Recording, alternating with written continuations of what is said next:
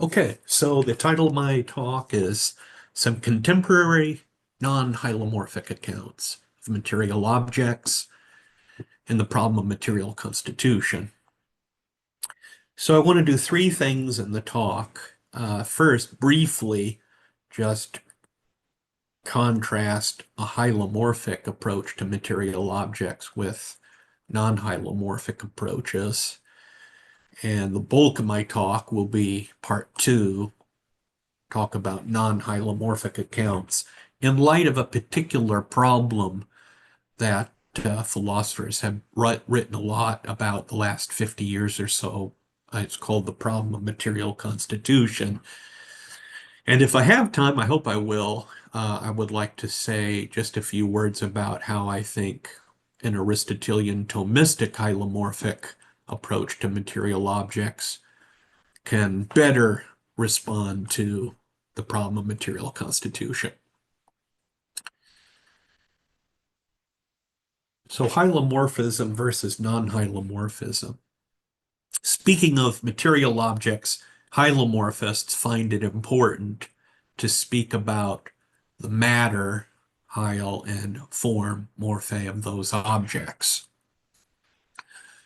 Non-hylomorphists, by contrast, tend not to talk about the form of material objects.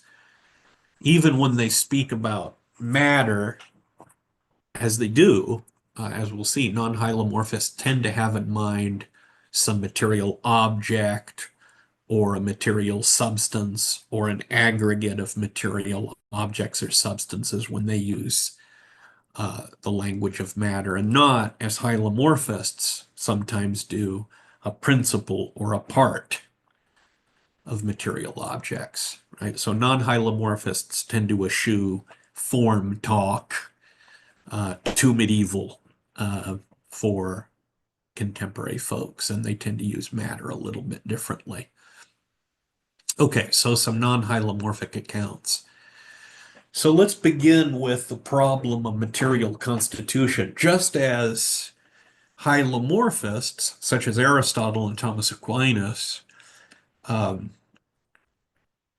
tend to talk about hylomorphism in light of certain puzzles or problems, right? Chief among the problems Aristotle and Thomas are interested in um, is the problem of change, maybe also the problem of predication, but certainly the problem of change. So just as hylomorphists talk about material objects in light of a philosophical problem, contemporary philosophers have done that too.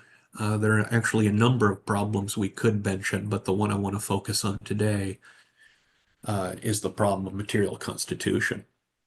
And a first pass at the problem is something like this. How should we think about the relationship between a compound material object, a cup, for example, and the stuff or the matter that constitutes it? For example, consider Michelangelo's David. What is the relation between the David and the portion of marble, we might call it portion, that constitutes the David?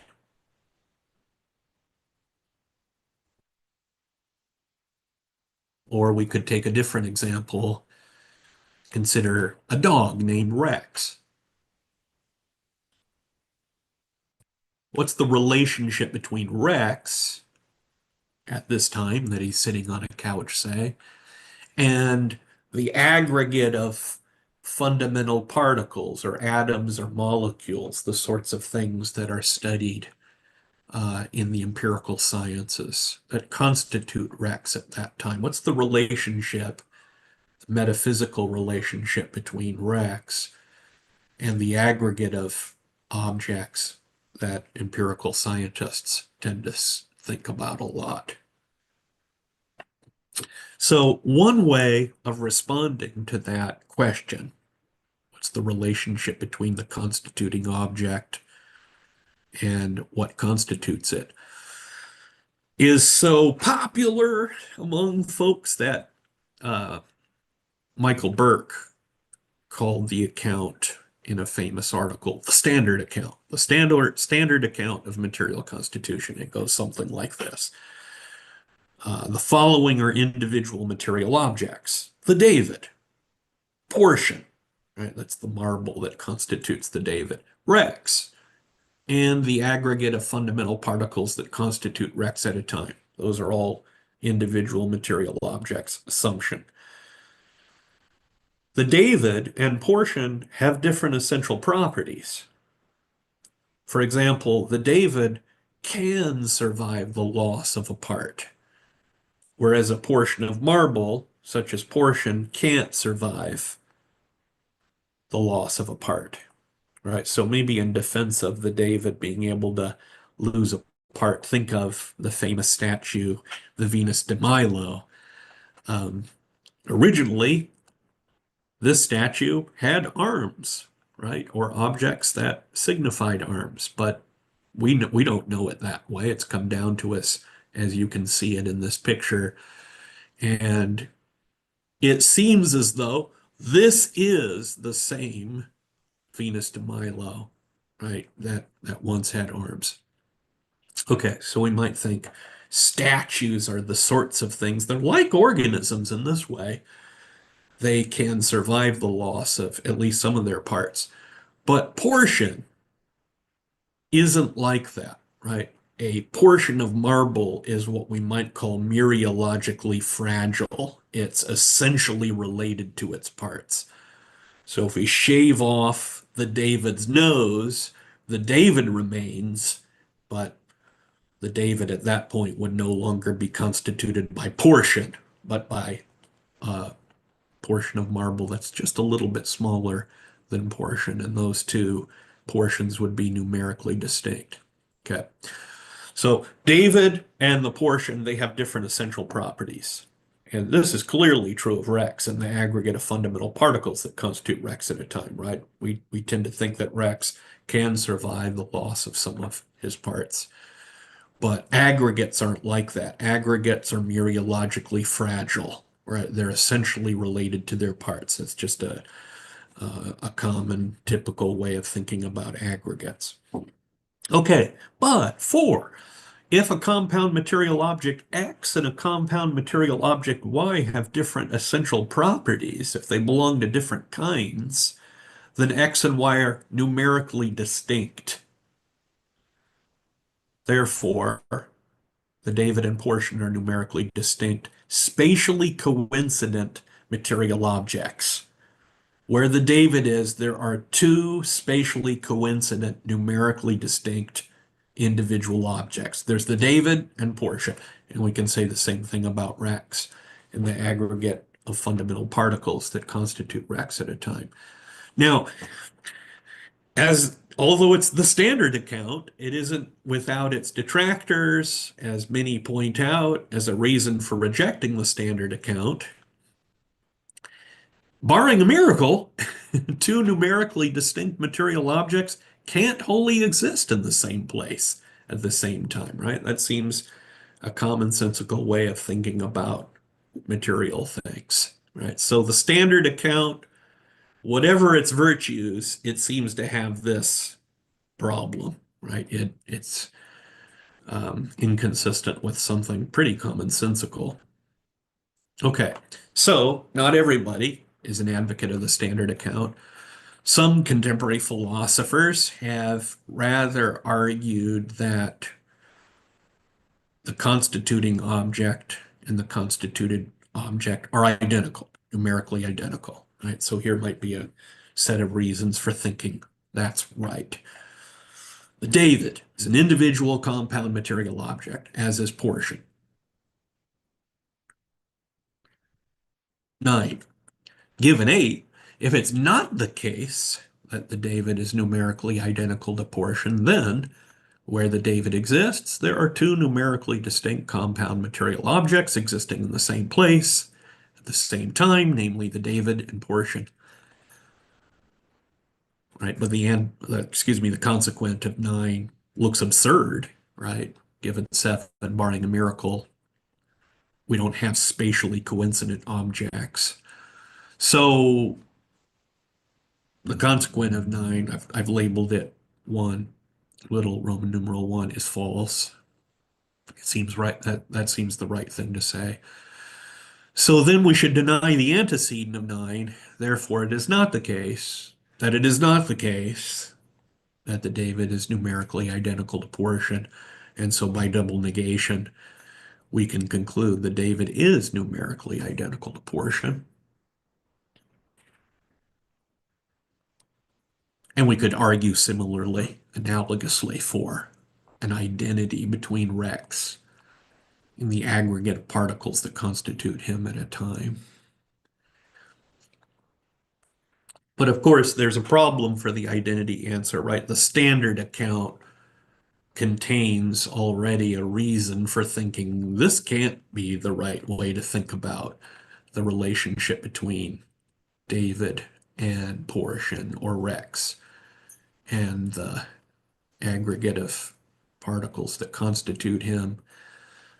But just for a refresher here, right? The David and Rex can both survive certain losses with respect to their parts, portion, and the aggregate of fundamental particles that constitutes Rex at some time. They can't survive any losses of their parts. They're mereologically fragile. Therefore, the David and portion have different essential properties. Therefore, Rex at some time and the aggregate of fundamental particles that constitutes Rex have different essential properties. And by a principle, a metaphysical principle that looks about as sure as anything, if a material object X and a material object Y have different essential properties, if they belong to different kinds, different species, they can't be numerically distinct, right? Two distinct individuals might belong to the same kind, right? But if two individuals belong to two different kinds, right? One is an animal and one isn't, then they're numerically distinct. Okay, so the identity answer seems counterintuitive. And now you're seeing why we call it the problem, right? I mean, so, at the beginning I said, well, it's kind of a what is it question. But as you begin to answer that what is it question, what is the constituting relation? It looks like any way you jump, you end up denying something that, well, all other things being equal, we don't want to deny. So there's something really puzzling about the constitution relation or problematic. Okay, well, let's see. We're not done yet. So some philosophers, let's call them temporal parts theorists, they think we can solve the problem of material constitution by introducing a complexity in our understanding of material objects.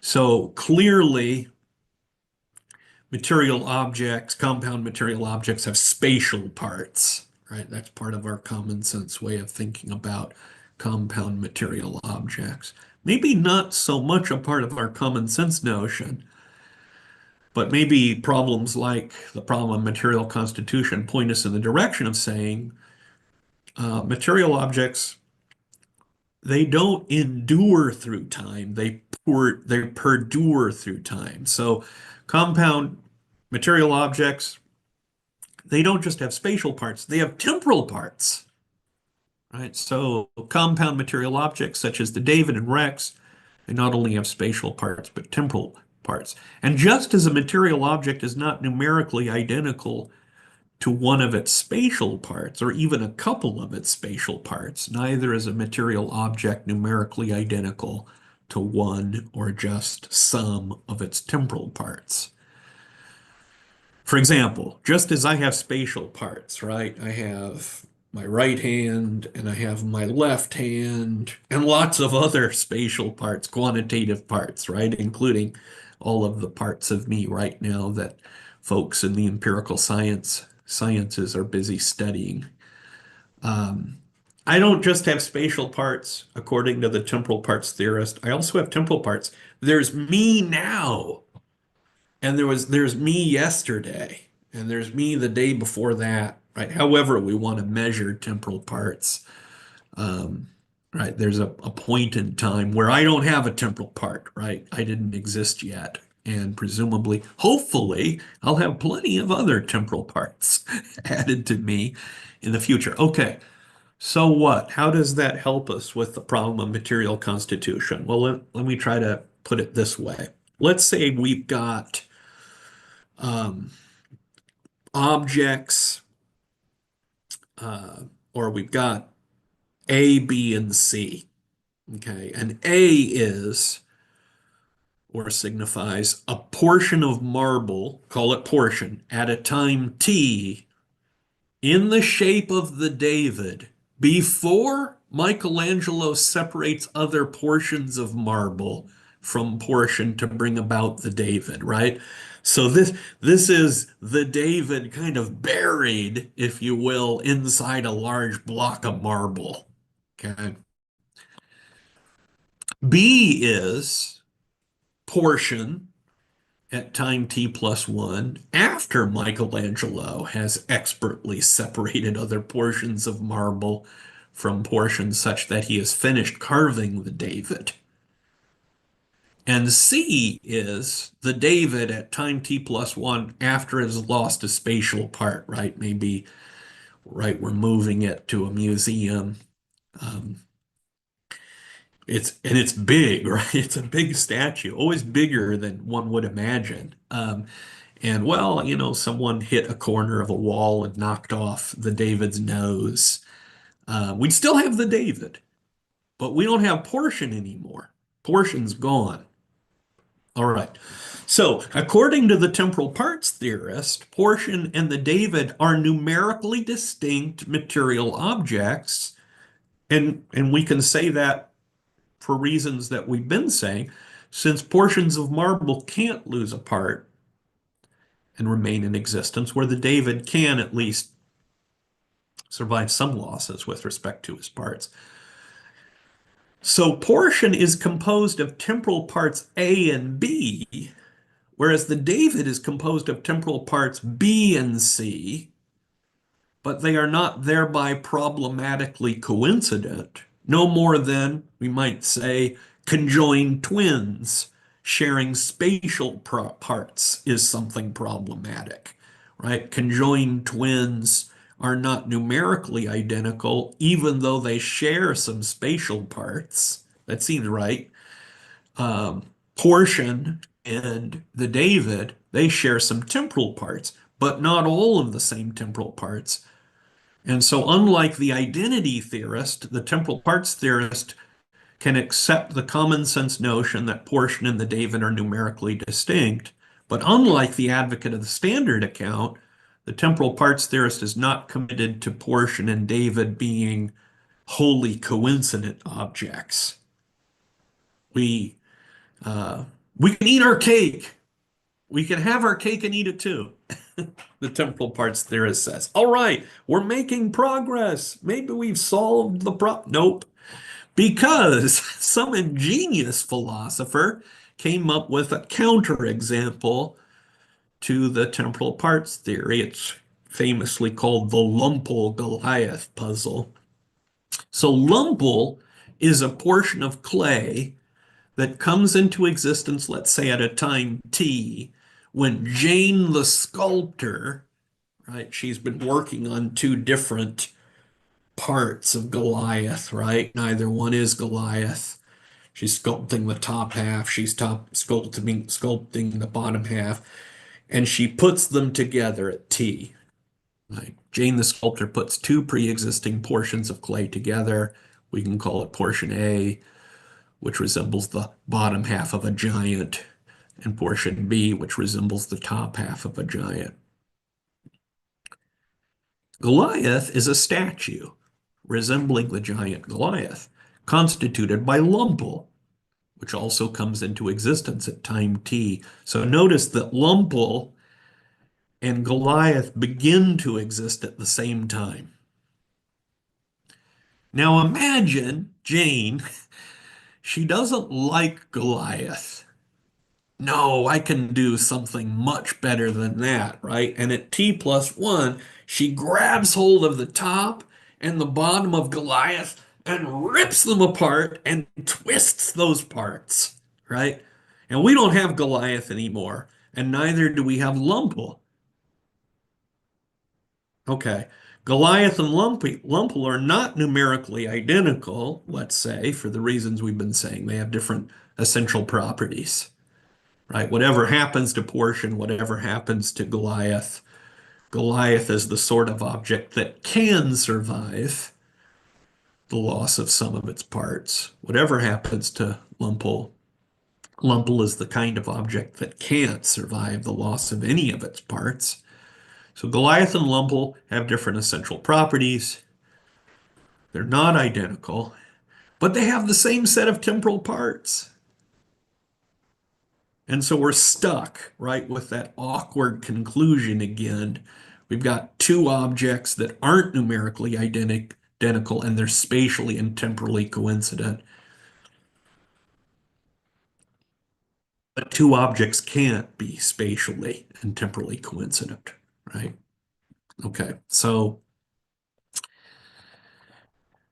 this is, of course, just an introduction to these responses, right? I mean, as you might imagine, much ink has been spilled here. But um, anyway, another response that some contemporary philosophers favor is some sort of eliminativism as a solution, right? So the problem here is, well, our ontology is too bloated, right? If we were to simplify our ontology, our beliefs about the number of different kinds of material objects in the world, then we could solve this puzzle. So for any puzzle that raises the problem, material constitution, one of the purported objects in the puzzle doesn't really exist. For example, some contemporary philosophers think there are no artifacts in the sense that there are dogs. That is, artifacts are not individual concreta, right? They're just abstractions or something like that. Peter Van Inwagen infamously or famously has this view, which he argues for in his great book, Material Beings. Other contemporary philosophers think aggregates of fundamental particles are not individual material objects. Actually, Van Inwagen has that view too. And others believe that there are no compound material objects, even organisms. In fact, they might even use the problem of material constitution as a reason for thinking that the only material objects that exist are what? The material simples, whatever they are, or maybe whatever things are studied in the empirical sciences, especially physics. Material objects just can't survive the replacement of their parts. That's the lesson.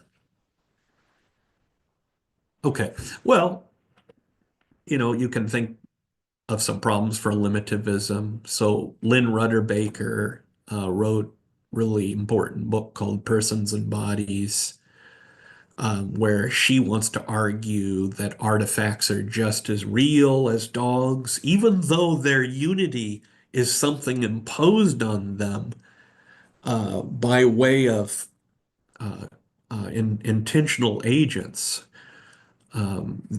That's okay. That's okay. Some folks have wanted to maintain that aggregates of material objects are individual material objects for very complicated reasons. But anyway, some eliminativists maintain that aggregates of particles or atoms or molecules are not individual material objects, right? So Van Inwagen is one person who responds to some of these puzzles. The debtor's paradox, for example. But those eliminativists think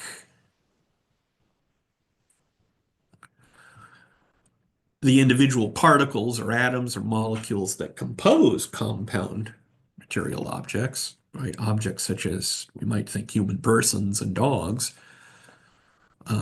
those individual particles are individual material objects. But if the individual particles or atoms or molecules that compose human beings and dogs are themselves individual material objects, that suggests human persons and dogs themselves are derivative entities, right? The real substances are the things studied by physicists, and everything else is not really an individual material object, but a phase in the existence of these right atomic substances. That's going to sound familiar to some people in the audience, I would imagine. In that case, we may think there are no compound material objects, even human persons and organisms, at least understood as material substances that can survive the loss and gaining of parts.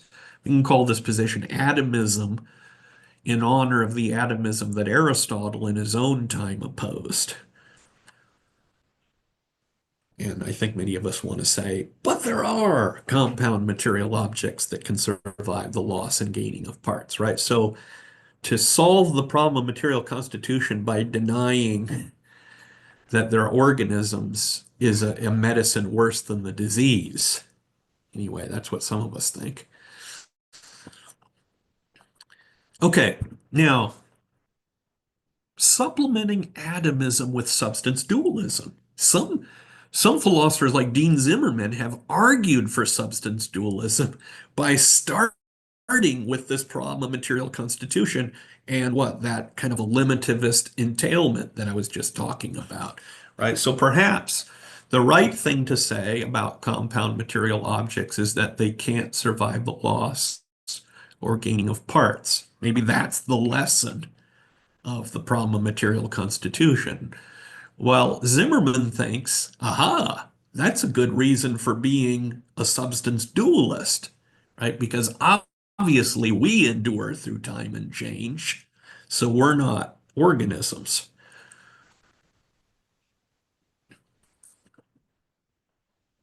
Anyway, I take it that is without some kind of alternative like hylomorphism, a good reason for thinking something like substance dualism is right, insofar as we want to preserve. Oop, I'm sorry. Let's try that again. That's what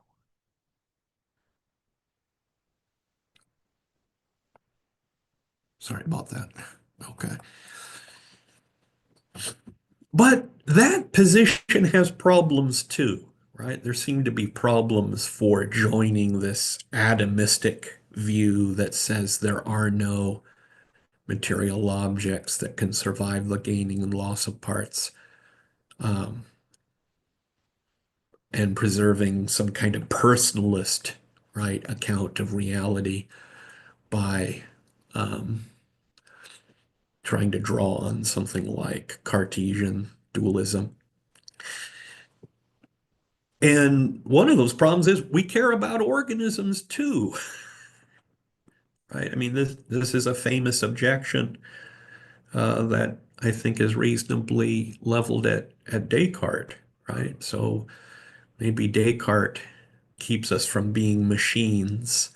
But what about our dogs? What about our cats, right? Um, Presumably they are able to remain numerically the same through time and change, right? So this seems like a short-sighted sort of solution.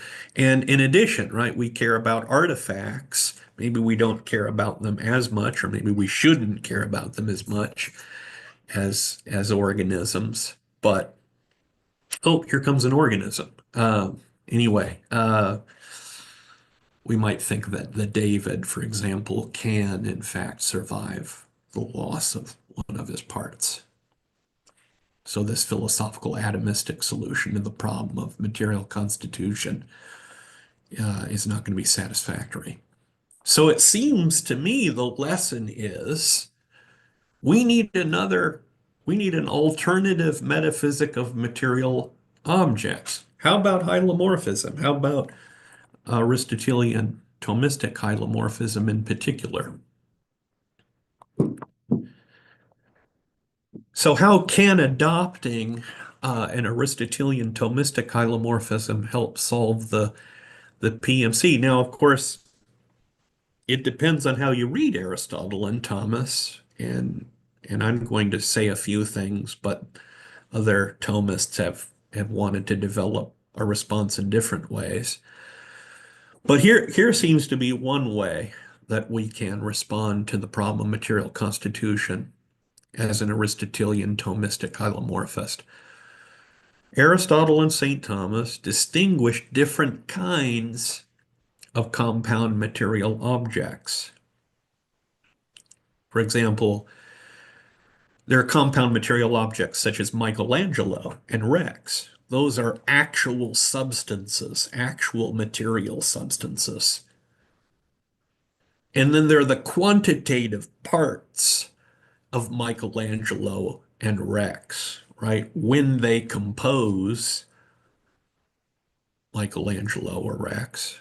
And Aristotle and Thomas don't treat those objects as actual substances. They are rather, we might say, potential or virtual substances when they compose their parent substance, an actual substance, right? Because actual substances are not composed of actual substances, right? This is an Aristotelian axiom, and an important one, I think.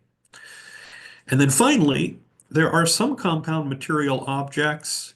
Uh, Gareth Matthews called some of these kooky objects. Aristotle talks about musical Socrates, for example, a substance with a particular accidental form emphasized. And we might think that Aristotle and St. Thomas think of artifacts that way. They're analogous to musical Socrates when we think about them as form matter composites. The matter of the David is something like portion, right? An actual natural substance or aggregate of natural actual substances. And the form of the artifact is some kind of accident or set of accidents. Okay, so I want to suggest that uh, contemporary philosophers tend to want to use the expression individual material object as a univocal expression.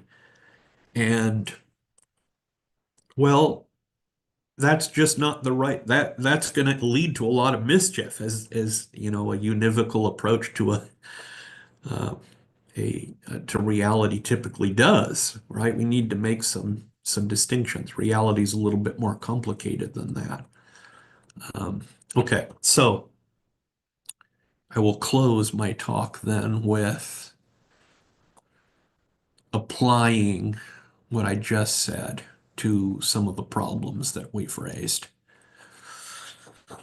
So on this chart, I talk about four different material objects. I raise a couple questions that we might ask about material objects, and then in the last column, I suggest how what I've said about AT hylomorphism can help solve the problem of material constitution, where those kinds of material objects are involved.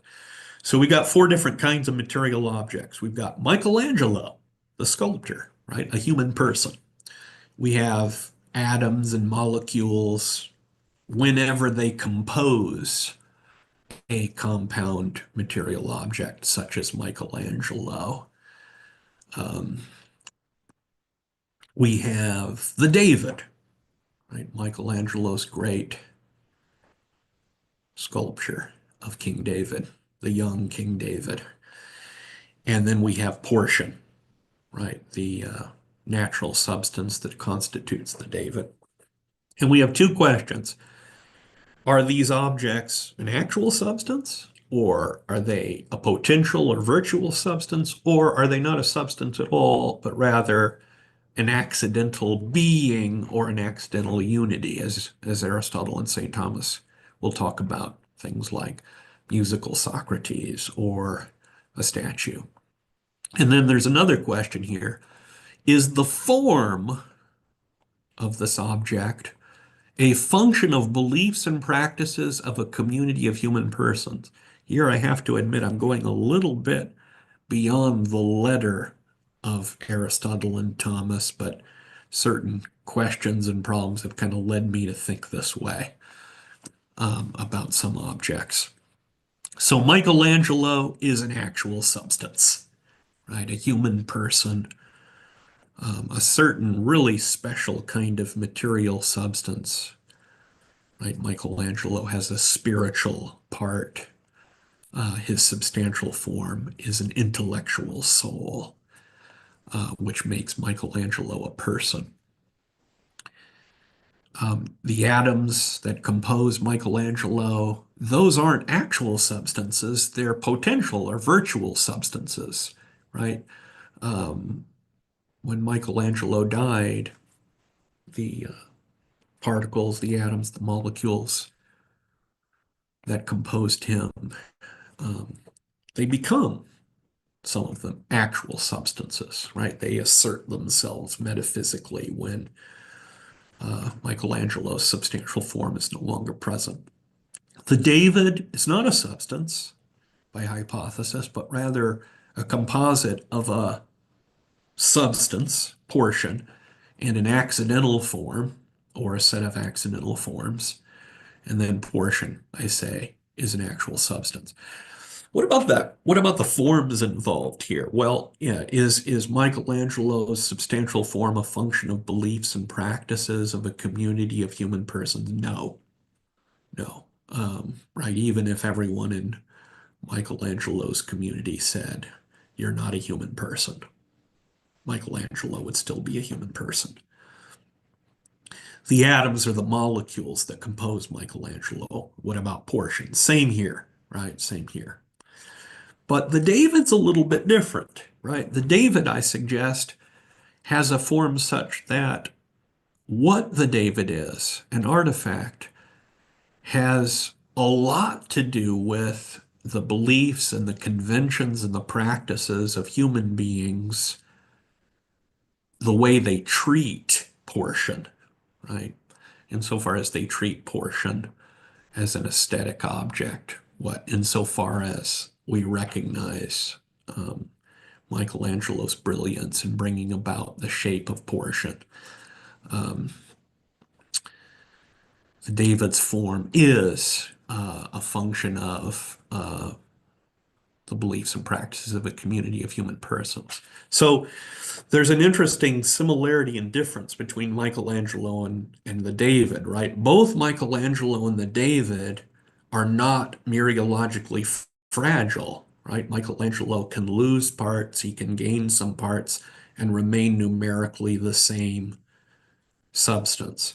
The David can survive the loss of some of his parts, but not because he's an actual substance, but because a community of persons can believe and say, this is still the David, even though, right, let's say, you know, his nose got knocked off.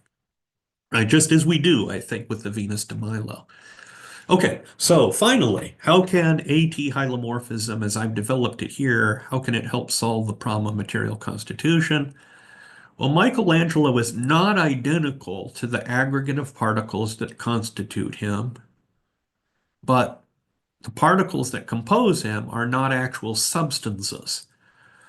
So even though the aggregate of virtual substances that compose Michelangelo, right, there is a coincidence there. It's not a problematic coincidence.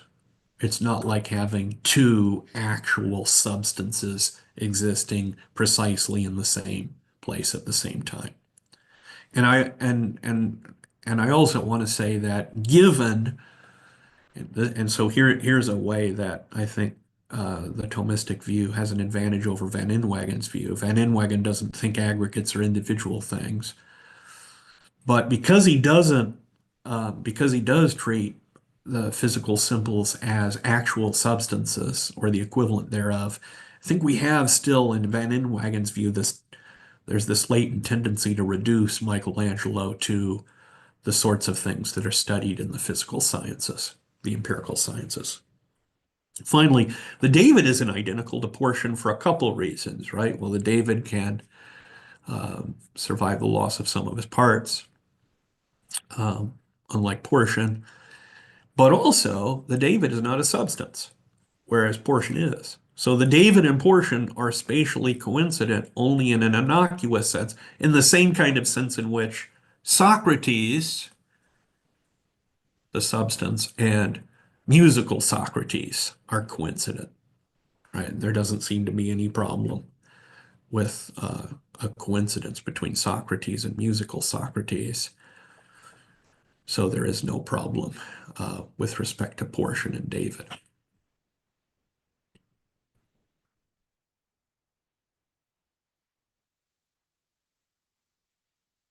And that's all I've got.